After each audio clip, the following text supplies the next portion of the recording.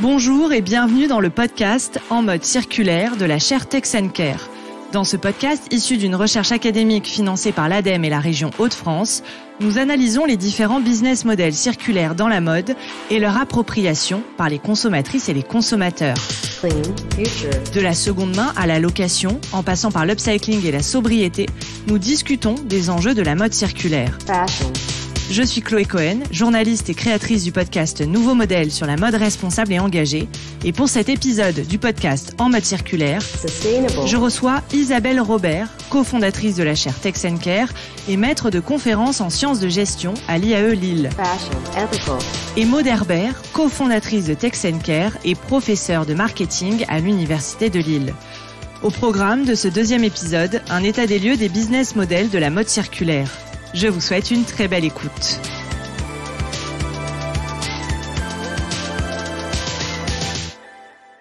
Bonjour Isabelle et Maud, je suis très heureuse de vous retrouver pour ce deuxième épisode, donc dans lequel on va parler des business models de la mode circulaire. Peut-être qu'avant de détailler un petit peu tout ça, on pourrait revenir sur la définition de ce qu'est un business model. Le business model, en fait, c'est une notion qui est apparue au milieu des années 90 dans le secteur de l'e-business et qui est aujourd'hui une notion fortement popularisée et qui va, je dirais schématiquement, rapidement, décrire la politique d'une entreprise et son fonctionnement.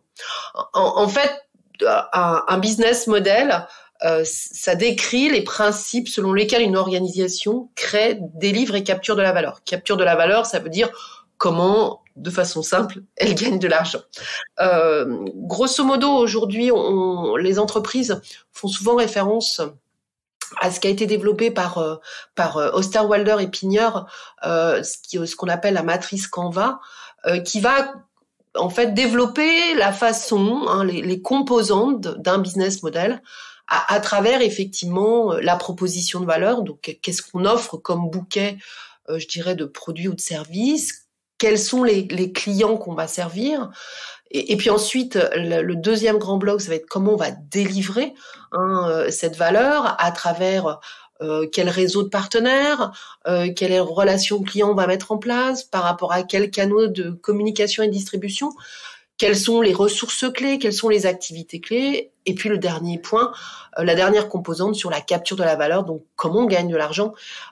Alors là, on a vu dans beaucoup d'innovations dans ce domaine-là sur la façon en fait de gagner de l'argent avec des modèles freemium, etc., etc. Le développement durable et son corollaire, la responsabilité sociale de l'entreprise, ont été perçus aussi comme des facteurs d'innovation. Donc c'était aussi, je dirais, on a vu se développer ce qu'on appelle les business models soutenables, parce que effectivement la durabilité et plus généralement le développement durable au sens large apparaissaient comme de véritables opportunités d'innovation dans toutes les composantes de l'entreprise, tant au niveau, je dirais, de la création de valeur que la façon de la délivrer ou la façon de la capturer. Et puis, à contrario, en fait, on s'est aperçu que face aux gros enjeux environnementaux et sociétaux auxquels on fait face, les business models innovants pouvaient être considérés comme de véritables catalyseurs pour initier la transition vers la durabilité à l'échelle à la fois des systèmes de production et de consommation. Pourquoi ? Parce qu'en fait, on a vu que depuis maintenant pas mal d'années, on a développé des stratégies RSE qui ont eu des résultats très très limités. Pourquoi ? Parce qu'en fait, on était dans des logiques de process ou dans des logiques de produits. Et le nerf de la guerre aujourd'hui, c'est quand même le business model. Ce qui fait que en utilisant le business comme modèle, comme véritable outil pour aller vers la transition vers la durabilité, ça permettait effectivement de changer plus en profondeur, je dirais la destinée de l'entreprise et donc à la fois modifier ses impacts environnementaux et sociaux. À la différence des stratégies RSE qui restent pour une grande partie du temps assez cosmétiques et reliées à de la communication. Là, on va vraiment toucher le bras armé de l'entreprise, c'est-à-dire effectivement son business model. Donc, le cœur de l'entreprise. Tout à fait.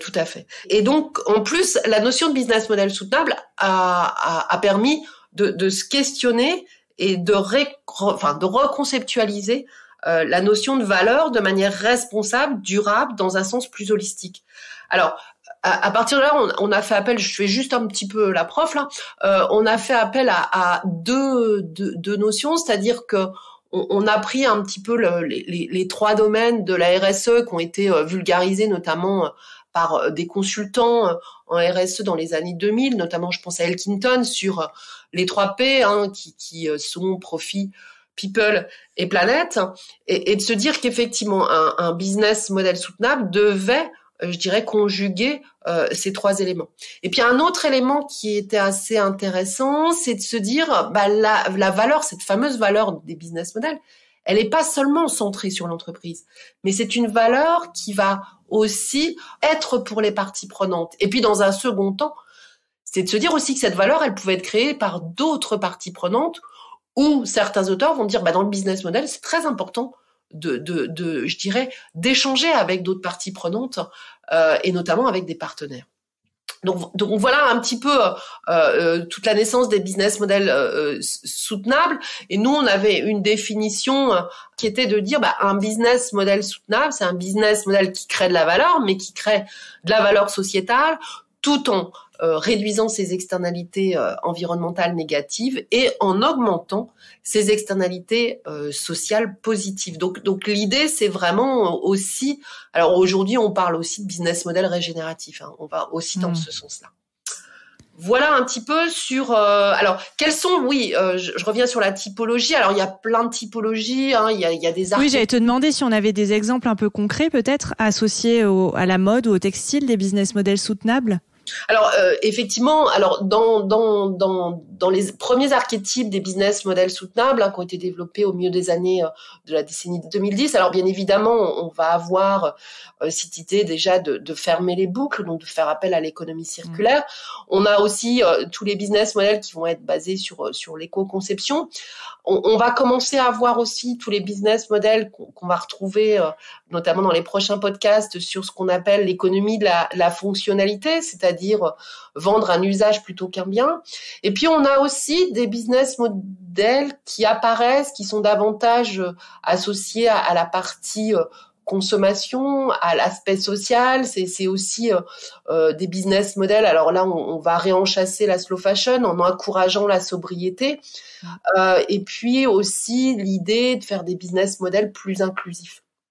Alors, globalement, si je termine sur la typologie des business models soutenables, on arrive selon les auteurs à 5 grandes typologies. Nous, on en a 4, ce sont les business models circulaires. Les business models fonctionnels où on va vraiment privilégier l'usage ou le résultat sur le produit. Les business models sociaux, où là on va aussi faire un focus sur l'entreprise inclusive, mais aussi sur toutes les stratégies BOP qui ont été développées, notamment par les multinationales, et qui visaient en fait le bas de la pyramide. Et puis nous aussi, on voit aussi les business models locaux qui se rapprochent en fait des centres de consommation, qui vont faire appel, notamment dans la mode, à la production, à la demande, à la commande, etc. Donc voilà, alors il y a plusieurs typologies. Bon, nous on statue sur celle-là. Ces 4 grands groupes. Voilà. Ok. Voilà. Et on va détailler un petit peu les business models circulaires, mais peut-être qu'avant on peut rappeler ce qu'on appelle finalement économie circulaire. Donner peut-être une définition. Bonjour Chloé, c'est Maud. Ravie de te revoir. Alors c'est vrai que on pourrait donner une définition assez simple de l'économie circulaire. En fait, il y en a plusieurs qui sont données, mais je pense que ça serait bien de s'arrêter 2 minutes en fait sur le fait que l'économie circulaire, c'est quand même ce on appelle en recherche un grand concept parapluie. Alors, un concept parapluie, c'est quoi en fait? C'est un concept qu'on va mobiliser de manière un peu souple pour englober en fait, essayer d'expliquer des phénomènes un peu différents. Et alors ça rend en fait la définition et l'acception de l'économie circulaire un peu floue parfois. Donc nous, on a essayé de comprendre avec Isabelle de manière un peu historique d'où venait l'économie circulaire. Et on voit apparaître cette idée d'une référence à un cycle fermé au milieu des années 60 chez un économiste qui était aussi un peu poète et mystique, c'était Boulding, et lui il expliquait, en fait c'est un théoricien des systèmes déjà à l'époque, donc on est au milieu des années 60, donc c'est aussi le moment où il y avait la sociologie critique en fait qui se mettait à émerger. Et il avait cette idée de proposer finalement une économie en système circulaire qui pouvait être la garante finalement de la vie sur Terre, et il opposait ça déjà à l'époque à une économie qu'il appelait une économie de cow-boy conquérant. Donc c'est intéressant de voir qu'il y a déjà dans les années 60 il y avait cette critique un peu de la surchauffe économique qui apparaissait déjà.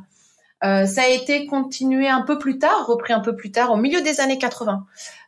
Et là, on va vraiment un peu plus précisément comprendre ce que c'est que l'économie circulaire. Et on entend parler de quelqu'un dont on parle un peu plus maintenant en 2020, qui est cet économiste hétérodoxe, qui est Nicolas Georgescu-Roegen. Lui, il avait déjà à l'époque centré sa réflexion sur la dégradation de l'énergie. Et puis l'idée qu'on va les surexploiter en fait les ressources environnementales. Et en fait l'économie circulaire, elle va reprendre ces deux idées, la boucle fermée, la logique de la loi de l'entropie, et puis on va aussi aller emprunter à l'écologie industrielle l'idée d'une symbiose industrielle. Donc là c'est quoi ? C'est cette logique de dire qu'au final il faut analyser le système industriel comme un écosystème commun, où il y aurait en fait des flux de matière et d'énergie et d'informations. Et donc ça, c'est la logique du flux. On le retrouve beaucoup maintenant aussi mobilisé dans les théories autour de l'économie circulaire.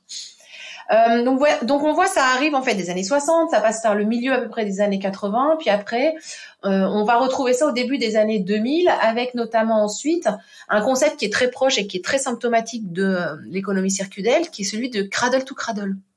Le cradle to cradle qui arrive vers 2010 à peu près, même avant, même au début des années 2000. C'est l'idée qu'il faut fermer les boucles.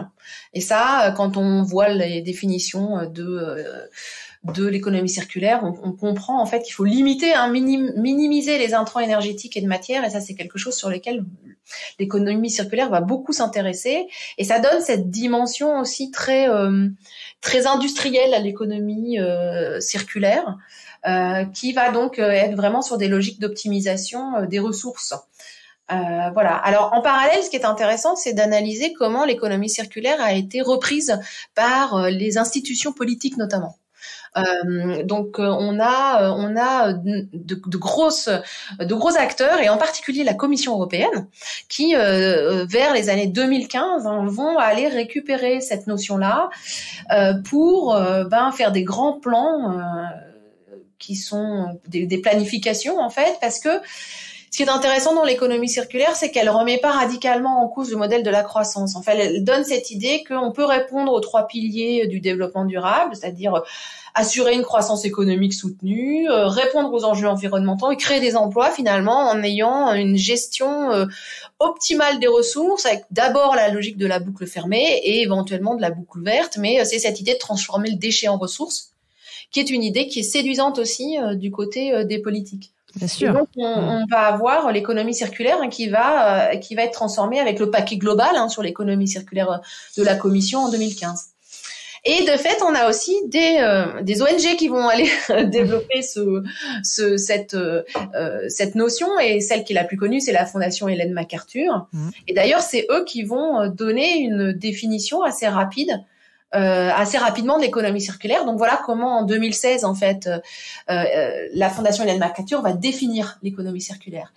C'est une économie réparatrice ou régénérative par la conception, l'utilisation maximale et la valorisation des produits, des composants et des matériaux tout au long de la chaîne de valeur, distinguant les cycles techniques et biologiques. Alors là, on voit comment dans cette définition, on a une approche qui est une approche très industrielle, technologique quand même, finalement. Mais la notion de réparatrice, régénérative, elle le contrebalance un peu, parce que c'est un terme, le terme régénératif, on le voit assez souvent d'ailleurs. Oui, de plus en plus. Oui, de plus en plus. Pourquoi ? Parce qu'il a cette notion intéressante qui n'est pas juste d'arrêter, mais aussi de réparer en fait les dommages antérieurs. Donc ça, cette dimension-là, on va la retrouver un peu dans la définition donnée par Ellen MacArthur, enfin la Fondation Ellen MacArthur. Et ensuite, il y a la définition d'ADEME qui, elle, va aller contrebalancer aussi un grand absent de toutes les réflexions sur l'économie circulaire pendant un certain temps, qui est la dimension sociale. Et en fait, quelque part, l'économie circulaire, il faut aussi qu'elle englobe l'idée qu'on fait tout ça dans une logique de préserver la planète, mais aussi les individus, les sociétés. Et donc ça, on va le retrouver dans la définition de l'ADEME, qui elle date de 2014, qui est un système économique d'échange et de production qui, à tous les stades de cycle de vie des produits, biens et services, vise à augmenter l'efficacité de l'utilisation des ressources et à diminuer l'impact sur l'environnement tout en développant le bien-être des individus. Donc là, on voit en fait aussi poindre ce que disait Isabelle tout à l'heure aussi sur les logiques de service et d'économie de la fonctionnalité, qui est un autre concept qui est très proche de l'économie circulaire. Donc on voit qu'on n'a pas de définition qui soit totalement clair, net. Il n'y a pas de consensus scientifique, c'est comme ça qu'on dit nous. Okay. C'est que l'économie circulaire, mais globalement, on a quand même maintenant des frontières qui sont assez claires. Oui, c'est une définition qui s'est étayée en fait progressivement jusqu'à aujourd'hui. Et sur quoi reposent un peu les business models circulaires ? Alors, effectivement, la base des business models circulaires, elle repose sur une déclinaison opérationnelle de ce qu'on appelle, dans le jargon académique, la théorie des R. Et cette théorie des R, elle vient de la hiérarchisation des déchets. Alors, généralement, quand on parle d'économie circulaire, dans la tête, je dirais, d'un citoyen, en fait, on pense tout de suite au R de recyclage. C'est un Bien peu. sûr. Par contre, alors on a eu les 3 R. On va commencer à faire appel à réduire, réutiliser, recycler. Or, on a eu les 4 R et aujourd'hui, on a les 10 R.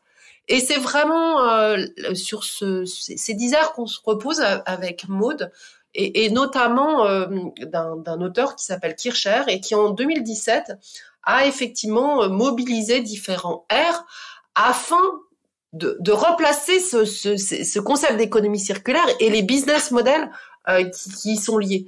Pourquoi ? Parce que si on pense qu'au R de recyclage, on est presque, je dirais, on reste dans une économie linéaire. Et là, ce qui était intéressant, et c'est là que je vais donner la définition d'un business model circulaire, c'est à la fois d'augmenter, je dirais, la durée de vie des produits. Donc, ça veut dire ralentir les flux énergétiques et les intrants. Donc, faire durer le plus longtemps possible et donc éviter qu'on crée de nouveaux produits. Et puis, il y a un deuxième axe qui est effectivement fermer les boucles. Donc là, on est vraiment dans cette logique de circularité où effectivement les déchets deviennent de nouvelles ressources. Et puis aussi, il y a l'axe rétrécir, qui va plutôt faire appel à un autre concept qui est l'éco-conception. Alors, je vais juste revenir sur les 10 R. Oui, peut-être les citer. Ouais, et là, on va voir qu'en fait, c'est bien plus approfondi et aussi bien au niveau du paradigme dans lequel on évolue. Comme l'a dit Maud, on va vraiment se poser des questions aussi sur notre consommation et notamment sur les premiers R qui sont refusés. Refuser, c'est de se poser la question, mais est-ce que ce produit n'est pas superflu ? Est-ce qu'il a vraiment, il offre une fonction ? Est-ce qu'il n'est pas redondant ? Est-ce qu'il n'est pas vraiment trop nocif pour qu'on l'arrête ? Donc il y a ce premier qu'on appelle R0, la notion de refuser. Deuxième R, repenser. Donc vous voyez, on est quand même sur des R, enfin des verbes qui nécessitent une réflexion approfondie. Repenser, c'est rendre l'utilisation du produit plus intensive, et c'est-à-dire changer notre rapport à l'objet en ne transférant pas les droits de propriété aux consommateurs, mais au contraire, on va être, donc là ça va faire écho à ce dont a déjà parlé Maud, mais à tout ce qui va être aussi consommation collaborative, à la mutualisation. Ok. Ensuite, effectivement, on va être dans le R de réduire, là qui va être tout bêtement d'augmenter l'efficacité de la fabrication ou de l'utilisation des produits en consommant moins de ressources énergétiques et de ressources naturelles. Donc là, on va se rattacher effectivement à l'éco-conception. Ensuite, le R3, on est vraiment dans un classique, réutiliser, réemployer. Donc là, généralement, ça fait écho à la seconde main. Ensuite, on a le R4, réparer. Là, on est vraiment dans la logique de ralentir les boucles, d'augmenter la durée de vie du produit. R5, reconditionner, remettre à neuf, restaurer un ancien produit et le mettre à jour. R6, remanufacturer. Et R7, redéfinir, qu'on pourrait, je dirais, alors le terme n'a pas eu son équivalent en R, mais le upcycling, c'est vraiment utiliser un produit et avoir une nouvelle fonction ou le doter d'une valeur ajoutée plus importante. Et puis ensuite, on a effectivement le recyclage, classique, recyclé.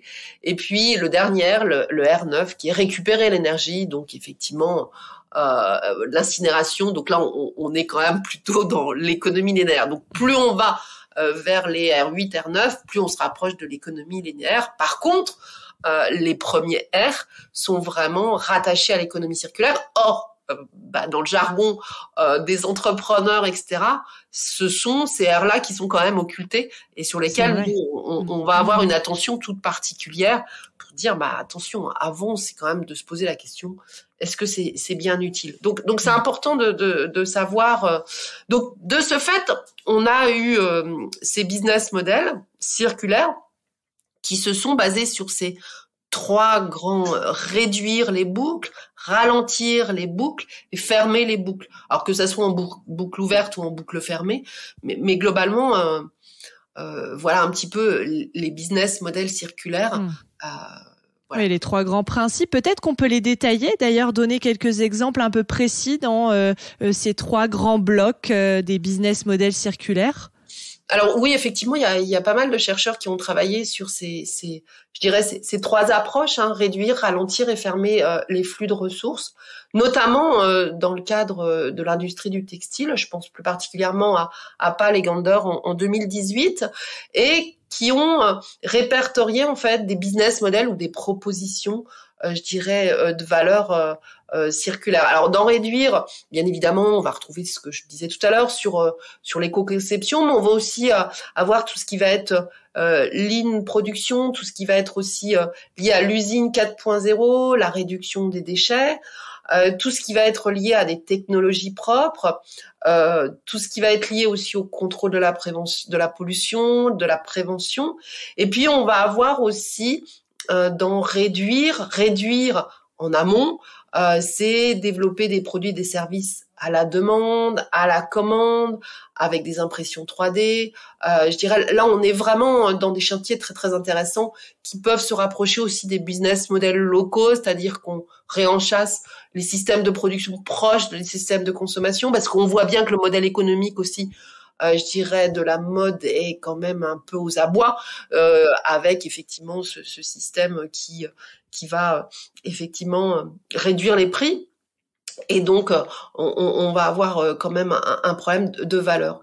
Deuxième grand bloc, ralentir. Donc là, ralentir, c'est de se dire comment faire apprécier davantage, je dirais, le vêtement par les consommateurs.